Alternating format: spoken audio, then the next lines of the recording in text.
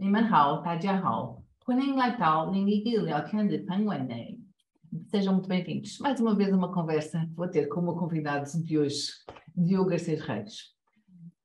Hoje tenho o prazer de o receber como meu convidado. É International Business Lawyer na Sociedade de Advogados MDME, com larga experiência no mercado chinês.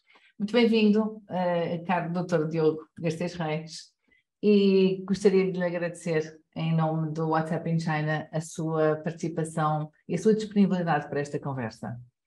E gostaria de começar por lhe perguntar quem é Diogo Garcês Reis. Olá, Isabel. Em primeiro lugar, eu queria agradecer pelo convite, que tenho muito gosto, e acho que estas iniciativas são muito válidas também, sobretudo para poder aproximar e criar e partilhar mais conhecimento de culturas e de realidades que são tão diferentes e que acho que podem ser benéficas, de facto, para todos, que estes gaps se aproximem. Em relação à pergunta, quem é que eu sou? Bom, eu gosto de pensar que sou várias coisas, mas de um plano profissional, que acho que é o que mais interessa para o que estamos aqui hoje a fazer, eu sou advogado. Eu comecei a minha carreira em Lisboa, em Portugal, eu sou natural de Lisboa também, e em 2014 eu tive uma proposta para me mudar para Xangai, para ficar baseado em Xangai, e tive desde então sempre muito focado na assistência ao investimento estrangeiro na China, direto ou indireto, portanto, vários projetos, sejam eles de corporate, de M&A, enfim, de contratação e negociação internacional. Tive também muito focado sempre, trabalhei com investimento estrangeiro de todas as jurisdições, de muitas partes do mundo, trabalhei em escritórios internacionais também. Mas, além disso, tive sempre um foco muito grande na assistência às empresas portuguesas e também dos países de língua portuguesa, ou seja, pelo simples facto de eu ser português, que me parece que é evidente,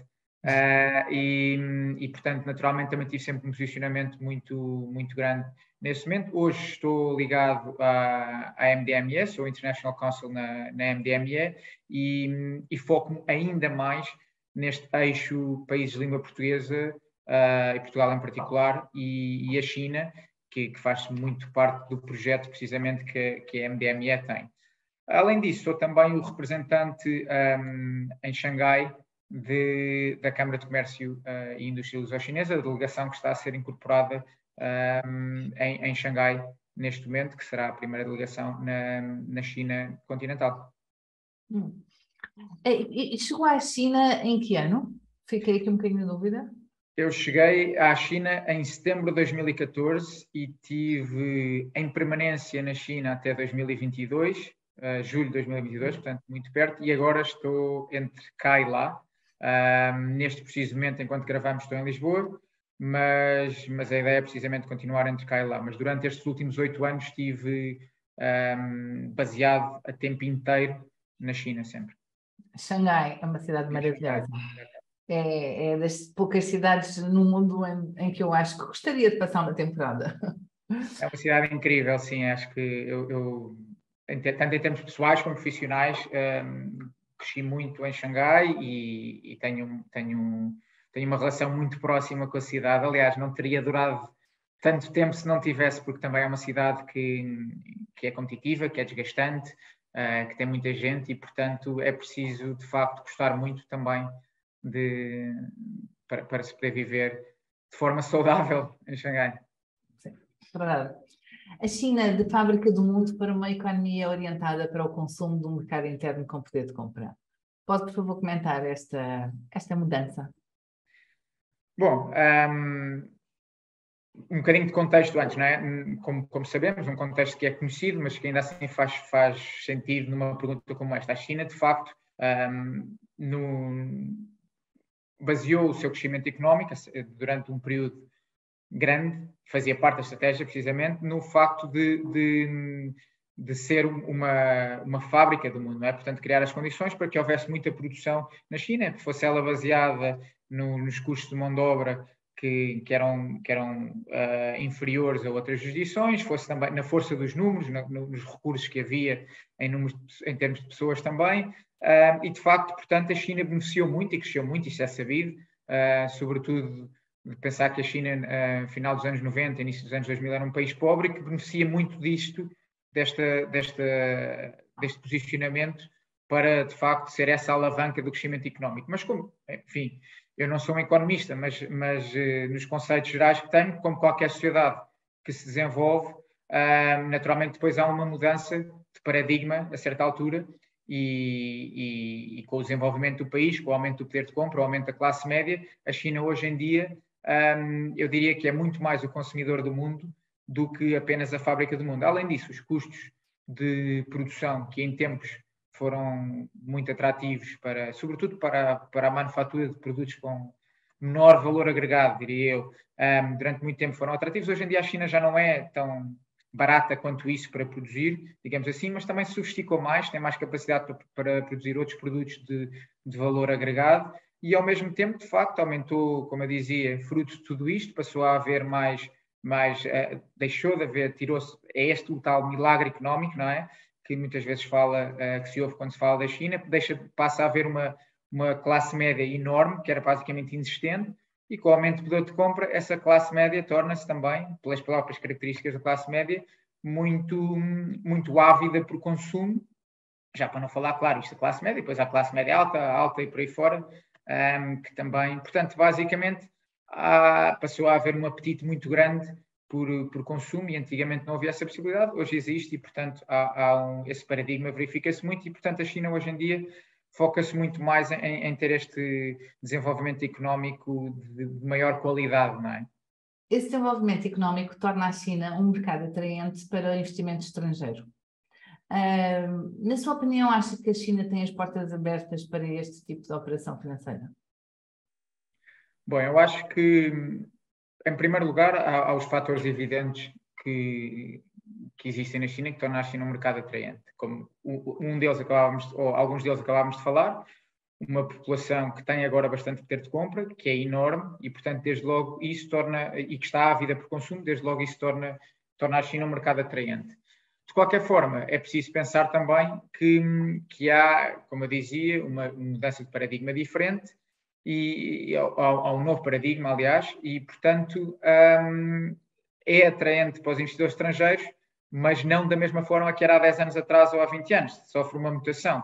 Eu acho que a China, sem prejuízo da situação em que nós estamos neste momento, que de facto continua a haver algumas limitações a fazer negócio na China, sobretudo quando falamos de investimento estrangeiro, e eu diria que houve aqui há aqui um período de algum interregno que eu acho que se vai alterar e vai ser ajustado e rapidamente vai voltar a números de outra altura, mas sem prejuízo disso, há uma abordagem que eu acho que é diferente hoje da China. Eu acho que cada vez mais, e isso é algo que eu conseguia ver muito em Xangai, o investimento estrangeiro terá que estar na China para a China. Ou seja, aquela ideia de ir à China, produzir, usar fábricas na China para depois vender para o resto do mundo, cada vez menos vai ser uma realidade. Cada vez mais as grandes empresas, olhando, por exemplo, para grandes multinacionais, quando estão na China, estão à procura de uma fatia desse mercado e, portanto, têm que se adequar ao consumidor estrangeiro, consumidor local, têm que entender como funcionar nesse mercado, têm que se posicionar in China for China. Acho que é um bom chavão para isto. E cada vez mais, e perceber também que a China tem uma forma de absorver o mercado, de consumidor tem uma forma de absorver produtos e de absorver serviços, absorver o que seja, de uma forma diferente daquela que o mundo ocidental tem. A própria cultura tem um impacto grande aqui e, portanto, as portas, eu diria que continuarão abertas, mas continuarão abertas para mais investimento estrangeiro de qualidade e não necessariamente de quantidade. Quando é que acha que faz sentido incorporar uma sociedade ou entidade na China?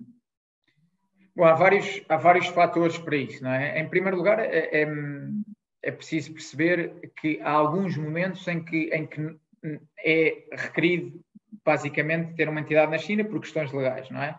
Depende muito. Se eu fizer trocas comerciais com a China, por exemplo, a menos que eu tenha uma estrutura ou um volume que me implique ter pessoas na China, que me implique pagar salários na China, que me implique faturar na China, nessa altura eu terei que ter uma estrutura, porque não o posso fazer sem uma estrutura. Em termos legais, há algumas atividades que eventualmente poderão requerer que exista uma entidade na China também. Mas é uma avaliação muito caso a caso, é difícil responder quando é que faz ou não sentido. Eu diria que ou porque o volume, porque o negócio assim o exige, ou porque as questões legais assim o exigem. Mas há muitas trocas comerciais e há muitas formas de chegar à China sem necessariamente implicar ter uma estrutura na China, até porque é preciso ter em consideração também que ter uma estrutura na China, isto varia muito de onde, enfim, há muitas variáveis, mas tem custos, implica investimentos altos também, e fazer uma abordagem dessas sem antes ter um volume ou ter-se preparado e ter estudado o mercado também, ter-se preparado para essa entrada, não é necessariamente a forma mais eficiente, pode matar o negócio ao início, à partida logo, pelo simples facto de se esgotarem os recursos, não é? Sim, e sente-se que há uma discrepância aí de facilidade de integração no próprio nível de ser mais fácil de ser realizado em Hong Kong, ou na China continental, ou em Macau, ou acha que é mais ou menos uniforme? Não, acho que é muito diferente e em primeiro lugar é preciso perceber que ter a China continental, Macau e Hong Kong, para estes efeitos são considerados jurisdições diferentes, ou seja, independentemente de ser mais fácil, é sem dúvida mais fácil em geral incorporar uma sociedade em Hong Kong ou em Macau, por exemplo, mas isso continua a ser uma sociedade fora da China continental, ou seja, se eu do ponto de vista legal tiver a exigência de ter uma sociedade na China continental, a de Hong Kong e a de Macau não me vão servir. Da mesma forma que se eu precisar de ter uma estrutura também por questões operacionais na China continental, a de Hong Kong e a de Macau também não me vão servir. Ou seja, Hong Kong e Macau aqui podem ter papéis importantes também em termos da estruturação do investimento na China. Pode ser um primeiro passo, ou pode ser, ou mais do que isso, pode ser um passo de estruturação para uma entidade que esteja baseada na China continental, seja por questões muitas vezes até por questões de governo da própria sociedade, de estruturação. Às vezes, quando estamos a falar de joint ventures, por exemplo, na China, pode fazer sentido fazer esse tipo de estruturação fora da China e depois constituir uma sociedade totalmente tida por essa entidade em Hong Kong ou em Macau, na China continental. Portanto, aqui a questão não é tanto diria eu, se é mais fácil ou mais difícil, mas se serve ou não o propósito que eu quero e que eu preciso. E muitas das vezes não serve necessariamente. Portanto, é preciso entender isso. Se eu precisar, como eu dizia, só para fazer um pequeno apanhado desta volta toda que eu dei, se eu precisar de uma entidade na China continental, seja por questões operacionais, seja por questões legais, então aí não tenho outra solução que não seja tê-la na China continental. E, portanto, eu fiquei mas é na China, não é mesmo? Eu fiquei aqui um bocadinho na dúvida se essa decisão ser tomada começando por investir, por exemplo, em Macau, e poder ser um shortcut para entrar na China continental. Eu acho que é relativo, vai variar, varia muito caso a caso. Houve uma altura, no passado, havia, por acordos que existiam entre Macau e Hong Kong e a China, por exemplo, os acordos CEPA, fazia sentido, de facto, porque permitia... Quando a China tinha mais restrições ao investimento direto estrangeiro, havia algumas dessas restrições que poderiam ser geridas através de estruturas em Macau e em Hong Kong. Cada vez menos as restrições, pelo menos quando falamos de restrições legais que estejam nas listas negativas ao investimento estrangeiro que existem na China, que podem ou não ser um obstáculo, cada vez menos existem menos barreiras de entrada do ponto de vista legal ao investimento estrangeiro. E, portanto, nesse aspecto, esse papel que Hong Kong e Macau tinham torna-se menos relevante. Não quer dizer que, do ponto de vista da estruturação, não continuem a ter um papel muito relevante. E de estruturação, do ponto de vista também de criar estruturas eficientes, tudo isso é importante e tem um papel importante. Como uma porta de entrada, necessariamente, eu diria que... Eu acho que o ângulo hoje é por outros caminhos que não esse necessariamente, diria eu. Há muitas empresas estrangeiras, nomeadamente portuguesas, cujo maior sonho delas seria conseguir exportar os seus produtos para a China continental, entrar num mercado de 1,4 milhões de pessoas. Quais é que acha que, se pudesse dar um conselho a estas empresas, quais seriam os principais pontos que deveriam tomar atenção antes de considerar iniciar este processo? Bom, são vários, não é? Mas eu começaria por dizer que tem que... Primeiro ponto é, se estamos a falar de entender o que é que tem, qual é o produto que tem, qual é o serviço que tem, entender, estudar se esse produto pode efetivamente ser exportado para a China, se pode em condições, quais é que são as licenças que precisam, certificados. Há aqui uma parte regulatória importante. Por exemplo, um exemplo muito clássico, muito claro disto. Quando falamos, por exemplo, de agronegócios, exportação de produtos alimentares para a China tem muita regulação específica em relação a isso. Há países que podem enviar certos produtos, outros países que não podem. Há aqui acordos bilaterais que existem de país para país e depois certificação até das próprias empresas. Ou seja, eu posso querer ir para a China e simplesmente legalmente não me ser possível. Portanto, desde logo, fazer esse trabalho, estudar o mercado também do ponto de vista comercial, fazer esse trabalho de preparação, entender que é uma realidade muito diferente e que aquilo que é uma abordagem que se calhar funcionou na Europa ou nos Estados Unidos ou em África não vai funcionar necessariamente na China, porque o consumidor é muito diferente, a competitividade ou a competição no mercado também é muito diferente. Portanto, fazer esse estudo de mercado também, ter muita atenção a questões de propriedade intelectual, fazer aqui um trabalho preparatório nesse âmbito também, tentar encontrar, fazendo todo este tipo de trabalho, entendendo que o produto que tem, falando de produtos, ou que o serviço que tem de facto o mercado na China, protegerem-se, como eu dizia, a vários níveis, seja do ponto de vista da proteção da intelectual, uma delas que eu já tinha mencionado, mas também ter contratos que os protejam nessa altura, mas antes disso até encontrar os canais para chegar à China, não é? E aqui há várias formas de chegar à China. Hoje em dia temos plataformas como o Cross-Border E-Commerce, temos também, já falámos há pouco de incorporação de empresas na China, pode ser uma forma também, como eu dizia, normalmente quando haja um volume que assim o justifique, é mais seguro fazer esse trabalho. E uma primeira abordagem é também através de distribuidores para a China, encontrar parceiros na China que conheçam o mercado, porque de facto é um mercado muito diferente, existe, está no terreno, é preciso ir à China, para encontrar estes distribuidores, é preciso ir à China para trabalhar e colocar os produtos na China. Portanto, é preciso estar muito no terreno. Os distribuidores ou importadores, por exemplo, podem ter aqui um papel muito importante, mas aqui é também muito importante, como eu dizia, identificar os produtores ou os distribuidores ou os importadores certos, assegurar-se que tem de facto o perfil que faz sentido para essa empresa que quer chegar à China, que os colocará no canal certo, nos canais que precisam. A China é enorme, não é? Tem dimensão continental, tem muitas variáveis de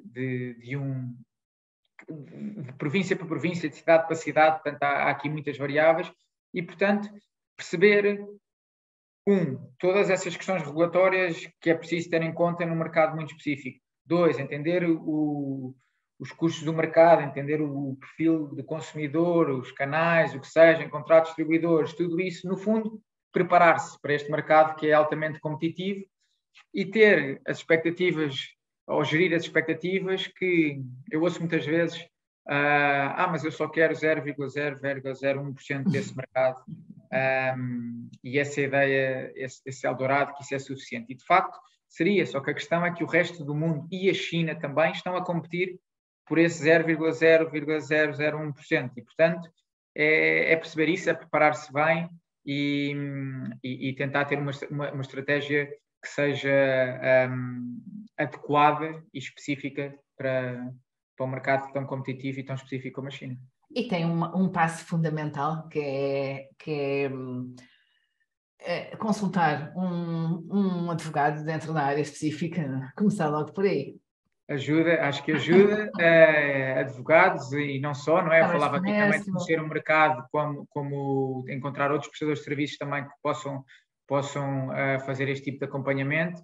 Mas sim, acho que é muito importante fazer um investimento em prestadores de serviço de qualidade para as necessidades que existem. Eu acho que isto é muito importante porque o barato acaba por ser muito caro e sobretudo em mercados que, eu digo isto muitas vezes, em todo o lado a preparação, prevenir é sempre melhor do que remediar. Mas num mercado como a China, isto assume ainda mais importância, porque reagir aos problemas quando eles existem é muito mais complicado do que preveni-los no momento em que há algum trabalho de preparação a fazer. E, portanto, eu acho que isso é muito, muito importante. Sem dúvida. Vamos falar de comércio eletrónico. Quando se fala de comércio eletrónico, a China lidera mundialmente. Como é que, de repente, quer dizer, um país que há 40 anos atrás praticamente andavam nos terraços de arroz, com uma miséria, níveis de pobreza alucinantes relativamente ao resto do mundo, e de repente são líderes em e-commerce, no comércio eletrónico, nestas tecnologias todas. O que acha que se deve a este sucesso tão grande? Bom, eu acho que há aqui vários fatores e alguns deles que eu tive a oportunidade de viver e de observar todos os dias. Em primeiro lugar, há aqui um fator, há um fator que tem muito que ver, precisamente pelo facto da China ter feito esta passagem muito rápida de ser um país que a sua população era pobre para ser um país em que a sua população passa a ter bastante poder de compra muito rapidamente, basicamente numa geração para a outra. Quando falamos de comércio eletrónico, há um ponto importante, que é a geração os primeiros passos do comércio eletrónico são dados através de um computador e ir ao site e tudo mais. A China salta essa fase, porque a China salta de não haver nada para os smartphones, basicamente. E, portanto, há uma penetração gigantesca. Hoje em dia, toda a gente tem internet, toda a gente tem um smartphone na China e muita gente nunca teve, se calhar, um computador. Portanto, entrou direto. Ou seja, o e-commerce desenvolveu-se diretamente através das aplicações. Foi muito mais orientado para os smartphones do que aquele primeiro passo que se viveu no Ocidente, não é? Do e-commerce através de ir aos sites e fazer as compras por aí. E, portanto, há aqui um salto, não é? E queimou-se logo essa etapa. E desde logo isto existe. Isto fez uma diferença muito grande. Como eu dizia, a China tem praticamente, não é toda a população, mas uma porcentagem gigantesca da população tem acesso à internet. O sinal cobre basicamente o território todo. Eu cheguei a estar no meio do deserto e ter sinal, uma coisa surreal. Portanto, há essa questão dos smartphones, mas depois há muito mais do que isso, não é? Temos uma economia inteira que se criou à volta. Há marketplaces na China para tudo, literalmente. E também há um sistema logístico de infraestruturas altamente integrado que permite que basicamente eu consiga mandar vir um produto da Mongólia Interior e tê-lo em Xangai em dois dias, se for preciso, não é? À porta de casa e com um custo de entrega muito reduzido. Muitas dos grandes grupos estão altamente integrados, não é? Verticalmente, e portanto há aqui uma eficiência em termos de infraestruturas na China, de transportes, logística, que é surreal. E claro que, enfim, há grandes players que tiveram um papel muito importante, como o Alibaba, por exemplo, mas hoje em dia há muitos outros players, muitos outros marketplaces, e de facto a China já é o único país que tem mais vendas online do que tem offline, não é? Portanto está muito à frente e é de facto uma realidade muito grande. Portanto, eu, não sendo um especialista absoluto nesta matéria, isto, de um ponto de vista empírico, tudo isto consegui ver... consigo ver em Xangai, do meu tempo em Xangai. É engraçado estar a ouvi-lo porque me recordou, a primeira vez que eu fui à China foi em 97 e aterrei em Hong Kong. Aterrei em Hong Kong e eu fiquei em estado de choque com o que vi, porque apanhei um táxi ia para Macau, para o ferry, e no táxi eu percebi-me na rua, em 97, todos eles tinham telemóvel. Os taxistas, vendedores de fruta, todas as pessoas tinham um telemóvel. Em 97. Sim.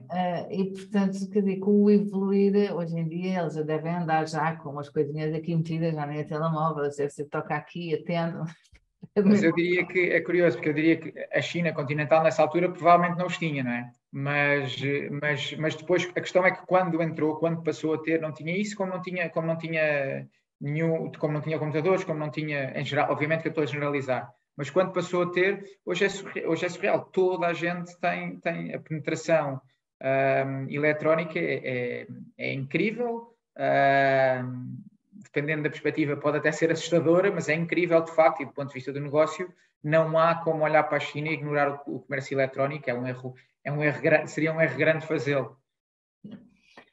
E esse comércio eletrónico acaba por ser uma grande tentação até na forma como os empresários portugueses ou europeus tencionam desenvolver os seus negócios. Estar com uma presença no e-commerce acaba por ser mais fácil do que ter que ir à China, estabelecer contactos, feiras e todo esse processo todo. Acha que até que ponto, de certa forma, isso vai inviabilizar talvez uma coisa que seja importante, que é as pessoas conhecerem um bocadinho a cultura, a história, a filosofia, conhecer o próprio terreno, enfim, interessarem-se um bocadinho mais do que aquilo que é só propriamente o chegar a fias de factos, que é fechar o negócio. Eu acredito que isso não será substituível, honestamente, independentemente do canal em que se fizerem os negócios, isso não será substituível, porque as relações pessoais têm um peso muito importante na China e as relações de confiança, e mesmo que sejam usadas plataformas, grandes plataformas de comércio eletrónico, o que seja, muito desse trabalho será ainda na mesma feito através das relações pessoais também. Eu acho que conhecer a cultura, conhecer a história da China é muito importante, e é muito importante em termos comerciais, obviamente, mas é também muito importante para permitir aos investidores estrangeiros, ou quem quer que seja, que tenham interesse em perceber a forma como a China se posiciona e a razão pelas quais algumas coisas acontecem na China, é muito importante conhecer a cultura e conhecer a história recente da China também, não é preciso ir muito longe. Não quero com isto dizer-se que se vai concordar mais ou menos com determinadas perspectivas. O que isto quer dizer é que se vai perceber, que se vai olhar para as coisas de forma diferente. Portanto, eu acredito que, independentemente da forma e dos canais em que se faça o negócio, conhecer a cultura de um país que tem uma história milenar, não é? E que tem traços muito diferentes do ponto de vista histórico e do ponto de vista cultural daqueles que nós estamos habituados no Ocidente, é importantíssimo para simplesmente, se não for por mais nada, para entender a China melhor, não é? E, portanto, desde logo aí tem um papel muito importante. Entender a China melhor vai permitir conhecer os consumidores melhor, vai permitir conhecer muito daquilo que é a realidade da China, para quem quer vender à China, não é? Vai fazer toda a diferença, eu acho.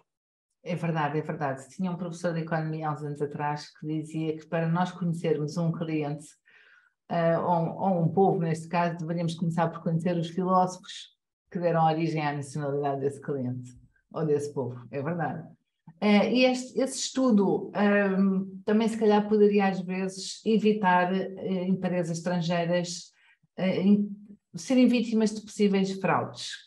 Algumas fraudes que são famosas de se poderem incorrer as empresas estrangeiras, europeias, quando pretendem desenvolver tradings com a China, nomeadamente a nível das importações. Acha que estas fraudes permanecem? Acha que é fácil de evitá-las? Que conselho é que pode dar aqui aos empresários portugueses que nos ouvem? Bom, eu acho que as fraudes existem na China como existem em todo lado, mas sim, na China existem fraudes. Além de fraudes, eu acho que existem duas coisas, dois elementos distintos. Fraudes e aquilo que nós chamaríamos, do ponto de vista legal, cumprimentos defeituosos, que são coisas diferentes, não é necessariamente uma fraude, não é? Mas, de facto, isso existe. E é preciso perceber que a China tem, mais uma vez, digo, dimensão continental tem muita gente e, portanto, do bom e do mau há muito, não é? E portanto, as fraudes existem, eu lidei com muitas também.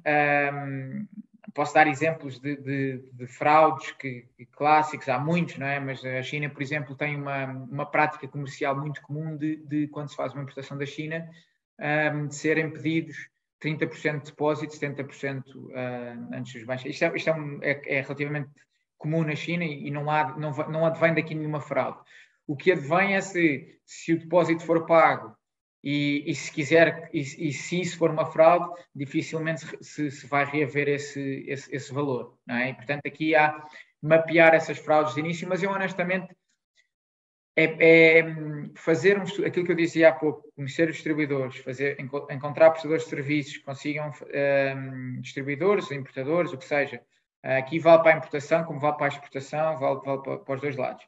Conhecer, fazer um background check, que às vezes não é tão difícil quanto isso, mas quando se faz quando se contrata um prestador de serviço para fazer uma pequena avaliação de uma empresa chinesa, não vai garantir que não vai correr nada de errado, mas pelo menos as red flags vão ser identificadas com alguma facilidade. E, portanto, já se tira daqui uma probabilidade grande. Depois acho que a importância também de fazer esse tipo de trabalho, e dois, fazer também, encontrar também prestadores de serviço que possam fazer, se não tiverem uma entidade lá que o faça, local, fazer controle de qualidade, o distanciamento é muito grande, às vezes o facto de um produto ter sido pedido de determinada forma e não chegar nas condições que se pediu, pode ter sido apenas uma questão de comunicação, pode ter sido uma questão de as coisas não terem ficado bem especificadas. Aqui também é importante ter mecanismos, ter acordos que deixem claro o que é que se espera de cada um dos lados, também previne muita coisa e, portanto, é isso, estar atento, fazer o tal trabalho preparatório que eu dizia, é muito importante. E voltamos ao mesmo, às vezes a humildade de entender que é bom ter parceiros que possam ajudar a fazer esse trabalho, que estejam mais experimentados, porque de facto é um mercado muito específico, não é? E muito diferente. Verdade. Cheio de verdades e cheio de mitos. Uma verdade e um mito sobre a China. Uma verdade e um mito sobre a China. Bom, haverá muitos com certeza, mas bom, um deles eu já falei, acho que já toquei nisto assim a miúdo durante a nossa conversa, mas a China não é um Eldorado. Eu acho que esse mito já não existe tanto hoje, mas existiu durante muito tempo. Um mito que, bom, se eu conseguir chegar a uma partezinha daquele, são tantas pessoas, o mercado é tão grande, que se eu conseguir um bocadinho já estou ótimo. Portanto, a China não é um Eldorado, não é fácil fazer negócio na China. De facto, há oportunidades, há essa dimensão, mas é difícil, é muito competitivo, seja o mundo inteiro a competir por essa fatia, seja a China inteira também a competir por essa fatia. Eu diria que isto seria um mito. Outro mito também, que é as coisas que vêm da China não têm qualidade, é como tudo, é preciso saber escolher. Há muito material, há muita coisa sem qualidade na China também, mas há muita coisa com qualidade, com muita qualidade, cada vez mais, na verdade. É esse o caminho que a China está a seguir, que é desenvolver-se e cada vez mais focar-se em ser um líder de alta tecnologia e portanto, há muito produto de qualidade. Verdade, e outra verdade também sobre a China é que também já toquei, acho eu, neste ponto, mas é um ambiente de negócios altamente dinâmico e altamente diversificado, isto é uma verdade, e portanto, uma verdade que eu vi de perto muitas vezes e que nem sempre é percebida dessa forma por quem não tem tanto contacto com a China. É verdade. Para terminarmos, Diogo, qual é a importância de saber falar mandarim nos dias de hoje? Bom, eu acho que é sempre muito importante. O que eu diria é só se ganha com isso, não é? Eu acho que há um ponto também que é preciso fazer, que não é por não se falar mandarim que não se vai conseguir fazer negócios, não é por e sobretudo hoje em dia que temos tantas plataformas tecnológicas que nos permitem ultrapassar esse obstáculo, e acho que aqui também as empresas chinesas, quando querem fazer negócios, vão dar a volta e vão encontrar soluções para... Portanto, não será por aí que não se faz o negócio, mas naturalmente e muito ligado também àquilo que era o que falávamos há pouco, de conhecer a cultura, de conhecer a história, é uma forma também de ter mais possibilidade, mais capacidade de a perceber, mostra também uma preocupação e um interesse e um respeito pela cultura local, pela língua local, portanto só se ganha com isso. Ou seja, a minha mensagem seria sempre que não seja isso que previne as pessoas de olharem para o mercado, porque no fim de contas, quando o produto for bom, a China vai, e houver o espaço e a entrada certa, a China vai absorvê-lo. Não será por aí. Mas de facto só se ganha com isso, claro.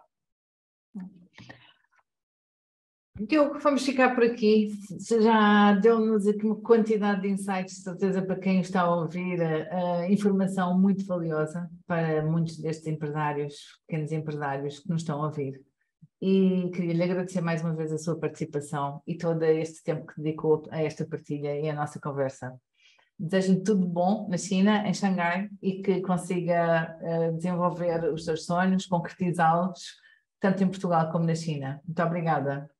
Muito obrigado, Isabel. Muito obrigado pelo convite. Espero que, como dizia, que tenha sido útil. Acho que tenho sempre todo o gosto em partilhar o pouco da experiência que fui acumulando. Partilhar muito da pouca experiência, porque a China é um poço sem fundo nesse aspecto. Obrigada. Bom resto de dia para todos que nos estão a ouvir e até à próxima entrevista.